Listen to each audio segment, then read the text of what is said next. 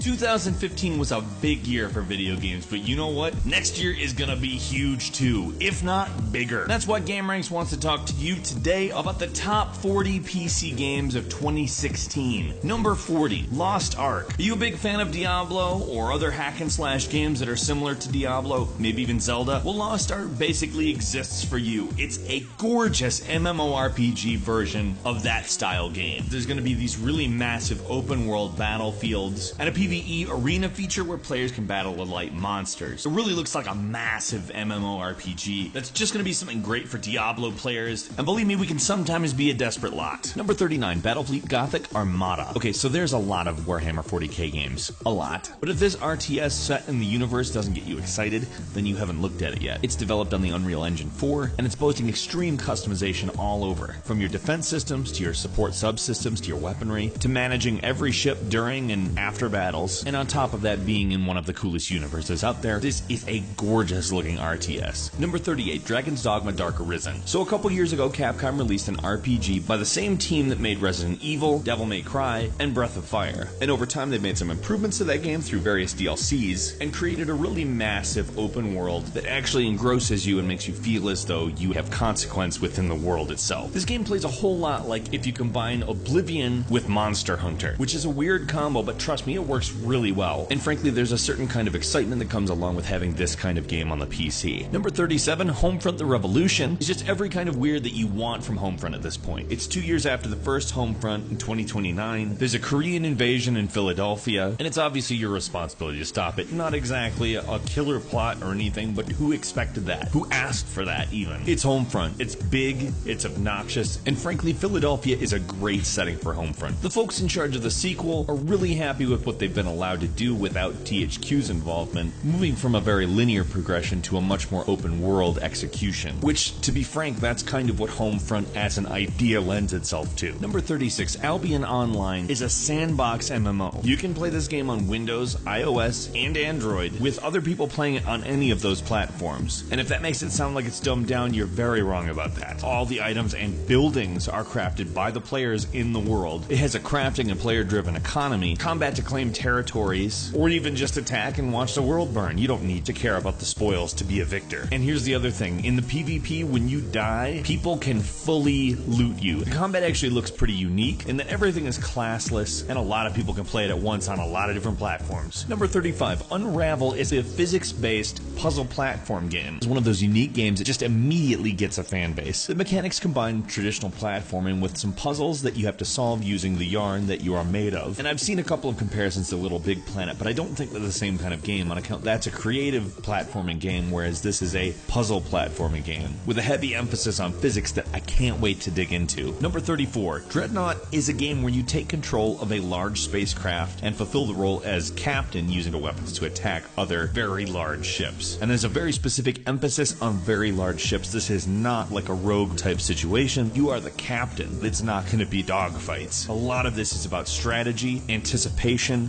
and positioning. On top of that, there's multiplayer that sounds pretty damn fun. Number 33, For Honor is a hack and slash game that Ubisoft is bringing out that takes a pretty known concept and grounds it a little bit by not making it fantasy oriented. It's actually intended to be somewhat historical and gives you the option to play as medieval knights, samurai, and Vikings, to give you a few examples. It is a hack and slash, but it's a little bit more tactical, and the battle system is actually called the Art of Battle. And they structured a lot of the multiplayer modes around shooters, with the creative director of the game actually calling it a shooter with swords. Yeah, sign me up, thanks. Number 32, The Witness is Jonathan Blow's next game, and essentially is kind of like an open world puzzle game, if that makes sense to you. It's inspired by Myst, so anybody who is from my age bracket is gonna go, oh, maybe I will try that. It has been in development for a very long time, and it really does look like an advanced title that does have a bit of mystery surrounding it, as Jonathan Blow has actually kind of avoided telling people what the big core mechanic is, calling it kind of a spoiler. Now, Braid was a great game. I love Myst. I really look forward to see what Blow comes up with. Number 31, Shadow Warrior 2. Now, you may not remember the old Shadow Warrior games. That's fine. 3D Realms hasn't existed in quite a while. It's from the Duke Nukem era, though. Shadow Warrior is kind of a so violent it's funny game, but it also is touting a much more clever sense of humor and mechanics that really just get why old school shooters were good, but don't just leave them exactly as they were. Now, the reboot came out in 2013, and clearly Shadow Warrior 2 is the sequel. And from the looks of it, it's going to build a lot on the original game, including a procedural damage system, bringing in the ability to blow off limbs and body parts. Number 30 is Plants vs. Zombies Garden Warfare 2, which is obviously sort of a weird mashup between a third-person shooter and a tower defense game. But this is basically an update on what is a very massively popular game that has a weird, fun charm that for some reason I can't put it down when I play it, with a very large amount of improvements, everything from the user interface to just the amount of modes. It does have a story, but it's basically a turf war, and it's not really necessary. I'm a big fan of the first, and I'm really looking forward to the second. Number 29, Tom Clancy's Ghost Recon Wildlands is a tactical shooter and is the very first entry to the Tom Clancy series that has an open world environment. Now the game is not set in the future, instead it's set in present day Bolivia, and a certain special operations unit, the Ghosts, are sent in to try to reveal a connection between a drug cartel and the local government. I'm pretty excited to see if Ubisoft actually pulls this off, because we see plenty of fantasy open world games, but not so much tactical shooters in an open world. That's gonna be interesting. Number 28. Adrift is a first-person interactive fiction game, meaning it's a walking simulator, but let's stop calling that a genre that's bad. They're not always done right, I'm not saying they are, but neither is any other genre. Adam Orth basically came up with this idea after he really screwed up and said deal with it in regards to the original Xbox One DRM stuff. Hopefully Adam Orth is a better writer and game designer than he is a PR man. Number 27. Darkest Dungeon combines a mix of real-time movement and turn-based combat and this art style that is one of the most memorable I have seen in a very long time. Stress actually plays a factor in this. If stress gets really high and it remains unchecked, they actually develop afflictions, which from the looks of it seem to be kind of like status ailments. I like that. And to just point out one other thing, why is it that side-scrolling RPGs are happening so much and looking so cool? Number 26, Dark Souls 3. Did you like Dark Souls 1, Demon Souls, Dark Souls 2, Bloodborne? I mean, that's a long list of games that are from the same developer that follow a similar formula and are all great. On top of that, they're adding a few combat mechanics like Ready Stance, which are essentially special abilities. And on top of that, all of the levels are designed basically just to kill you. Tell me, what more could you ask for with the Souls game? Number 25, No Man's Sky. A totally procedurally generated universe that you get to explore in a spaceship, combat enemies that are unique to every planet, and generally just see things that you could probably never imagine without having dipped your toes in No Man's Sky. Everything we've seen of this game looks amazing, and it's almost hard to believe that it's real. In fact, that's the reservation people have about it, if it will actually deliver on the massive promises that it's made. So far, it's looking pretty good though, I have to say. Number 24, Firewatch is this game that looks incredibly interesting. The art style is like a painting that has come to life. You play as Henry and you uncover clues about various weird things that have been happening around you, and somehow relate back to a security tower being pillaged while he was out on patrol. Intrigue is what we are dealing with here. It actually relates to real life, as it happens in the aftermath of the Yellowstone fires of 1988. Apparently the game doesn't have a whole lot of combat, if any at all, but it takes a lot of its inspiration from BioShock, namely Atlas, and how he interacts with the player. Number 23, Mafia 3 is a highly anticipated new entry to the Mafia series. If you're a fan of either of the first two games, I'm sure that this is a really big interest for you. It takes place in 1968 New Orleans. Oh, it's open world. Hopefully a little less hub-like than previous Mafia games, but still, you'll be able to interrogate NPCs, and on top of that, you can recruit lieutenants from a cast of available characters, including the protagonist from the previous game, Mafia 2. Number 22, Street Fighter V. So for one, the art style of Street Fighter V is fantastic. It looks amazing. I have never seen or imagined a Street Fighter that looks this good. And on top of that, they bring back some of the best features of Street Fighter 3, like the EX gauge, as well as the stun meter, which honestly 3 was definitely an underrated entry into the franchise. And though Street Fighter 4 didn't exactly do away with everything, for whatever reason didn't get as much attention as it maybe should have. In my opinion, it's probably because it wasn't quite the transition between 2D and 3D that the Street Fighter V looks to be. Number 21, Endless Space 2 is a turn-based strategy science fiction 4X game. Up to 8 players, either AI or real people playing, basically try to take over a randomly generated galaxy. It had a little bit of a learning curve, but people really liked the original. Endless Space 2 seems like it's a little bit secretive at the moment, but the footage that they have shown is absolutely gorgeous. As far as 4X games go, this might be the one that kind of widens the reach of the genre. 20, Far Cry Primal is an action-adventure game, and really isn't that different than the regular Far Cry series on paper, except it's set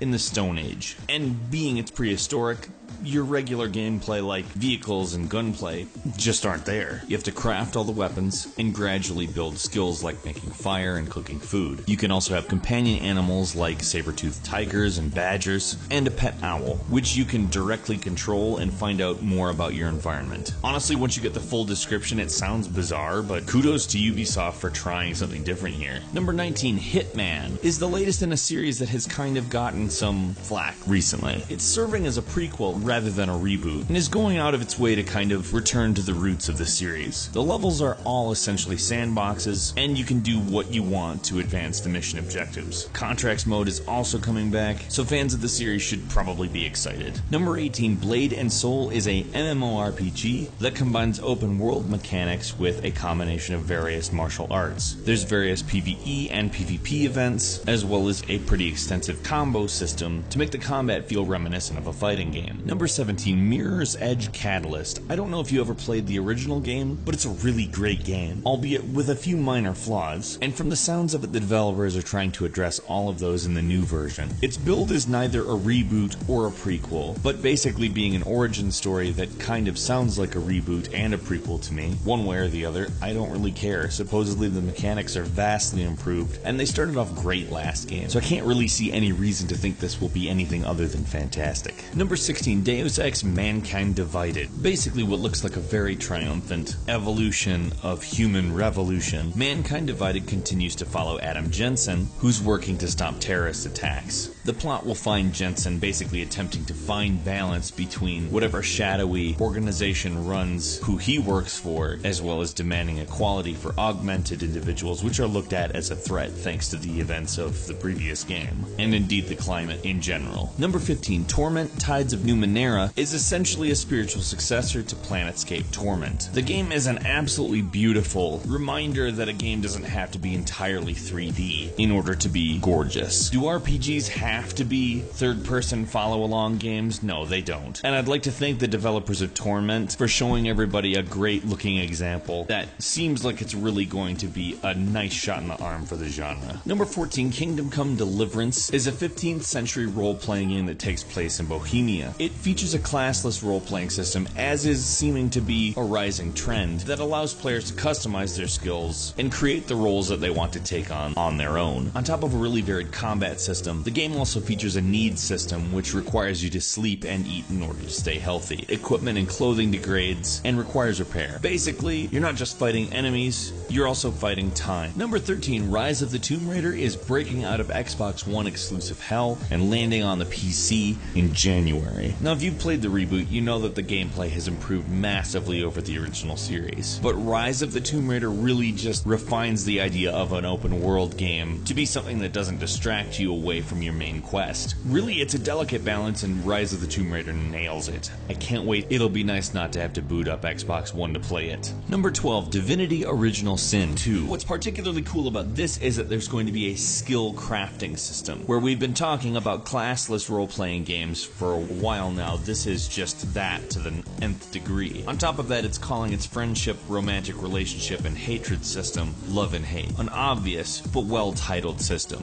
Number 11, Mass Effect Andromeda. Not a whole lot is known about this game, but can you believe we're going to be able to continue the Mass Effect series? That's the main takeaway for me. I love Mass Effect. The games are just fantastic, and each entry to the series just got better and better, and by the time we got to the end of it, it was a very smooth, well-polished shooter on top of having a great overreaching plot. I can't wait to dive back into the universe and explore the Andromeda Galaxy with a new cast that hopefully is able to mimic the attachment that we all felt to the original. Number 10, Star Citizen. That's right, Star Citizen is supposedly finally going to launch next year, and that means both Squadron 42 and Star Citizen: The Persistent Universe itself. Both are very different, Squadron 42 being a single-player experience, a campaign that takes place within the universe of Star Citizen, and Star Citizen being a massively multiplayer online persistent universe that you can basically go around and do anything in. If they actually pull this off, color me impressed, because it is possibly the biggest undertaking anyone has ever done for a computer game. Number 9. The Division is a Tom Clancy game in which you take the role of an officer going around a seemingly post-apocalyptic world and fighting with people online. It looks like a pretty innovative game, and we're all very impressed with it. We just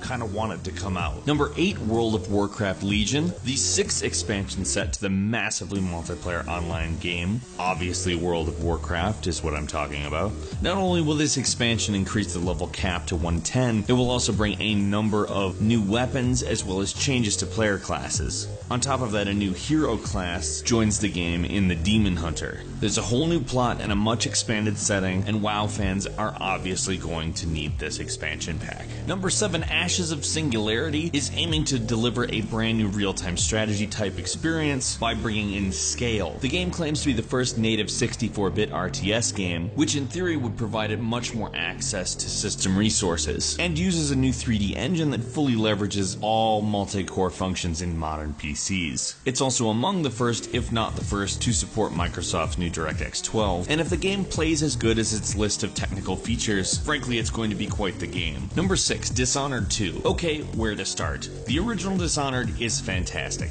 It is phenomenal. If you haven't played it and you like stealth or first-person shooters or unique games or great level design, play it. I really truly cannot imagine a scenario where the second Dishonored game isn't really good. And judging from the gameplay trailer, which shows us so many new powers and possibilities, plus the prospect of playing as Emily Kaldwin as a fully realized powerful adult, ooh, I can't wait. Number 5, Total War Warhammer is a turn-based RTS, which follows the Total War gameplay, but places it instead of in a historical setting into the Warhammer universe. And I don't know about you, but knowing how good the Total War games are, and knowing how cool the Warhammer universe is, I have to say my body is ready. Please give me the RTS Warhammer game. Thank you. Number 4, Paragon is a character-based shooter game, and that is kind of the extent we know about it. It's made by Epic Games, who created Unreal Tournament, the Gears of War series, and even Infinity Blade. Now, they have a lot of experience with good shooters, clearly, so I'm thinking that Paragon